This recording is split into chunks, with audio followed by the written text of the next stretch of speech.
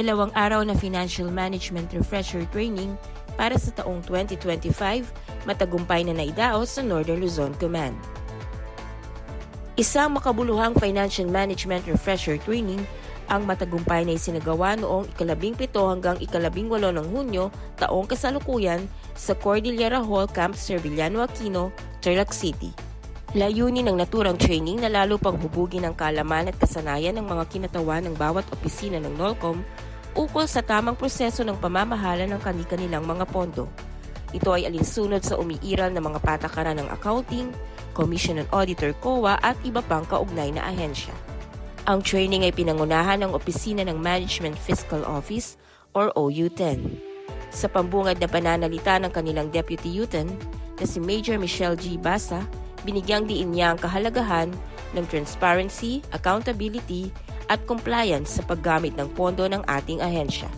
Kabilang sa mga pangunahing tagapagsalita ay sina Ginoong Jaime R. Baniqued, ang Chief Accountant ng First FASU, Binibining Geraldine B. Merca ng Supplies Accountable Officer SAU, at Commander Marvin C. Manieja, Philippine Navy, ang Commanding Officer ng 401st Contracting Office na tumalakay ng mga pangunahing paksa gaya ng mga updates sa mga documentary attachments for financial transactions and procurements.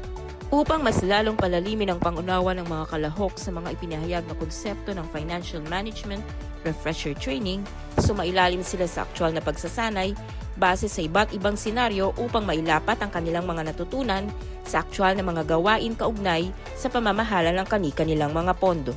Samantala, pinangunahan naman ng Chief of the Unified Command Staff NOLCOM na si Colonel Gracioso D. Merioles, Philippine Army MNSA, ang closing ceremony ng naturang training.